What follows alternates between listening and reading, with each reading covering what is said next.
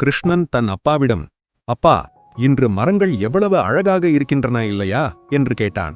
அதற்கு அவனது அப்பா, ஆமாம் கிருஷ்ணா, கார் ஓட்டிச் செல்ல இது ஒரு அற்புதமான நாள் என்று பதிலளித்தார். அவர்கள் அந்த விரிச்சோடிய சாலையில் அமைதியை ரசித்தபடி சென்று கொண்டிருந்தபோது கிருஷ்ணன் திடீரென கத்தினான், அப்பா, நீங்கள் சிவப்பு சிக்னலை மீறி கடந்து விட்டீர்கள். அப்பா உடனே, அருகில் போலீஸ் அதிகாரி யாராவது இருக்கிறார்களா என்று கேட்டார். அதற்கு கிருஷ்ணன், இல்லையப்பா என்றான். 10 நிமிடங்கள் கழித்து அவர் ஒரு போலீஸ் நிலையத்தின் முன் காரை நிறுத்தினார். அங்கிருந்த அதிகாரியிடம், ஐயா, சில நிமிடங்களுக்கு முன்பு நான் தெரியாமல் சிவப்பு சிக்னலை மீறிவிட்டேன், அதற்கான அபராதத்தை செலுத்த வந்துள்ளேன் என்றார். அதிகாரி ஆச்சரியத்துடன், அங்கே போலீஸ் யாரும் இல்லையே, பிறகு ஏன் இங்கே வந்தீர்கள் என்று கேட்டார்.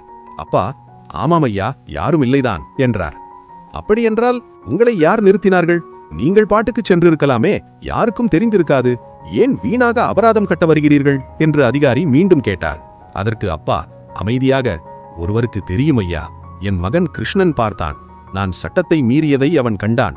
யாரும் நம்மை பார்க்கவில்லை என்று நாம் நினைக்கும் போது கூட சரியான விஷயத்தை செய்வதுதான் மிக முக்கியம் என்பதை அவன் கற்றுக்கொள்ள வேண்டும் என்று நான் விரும்புகிறேன் என்றார்.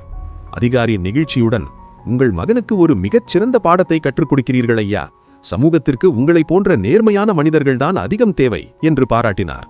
பிடித்திருந்தால் சப்ஸ்கிரைப் செய்யுங்கள்.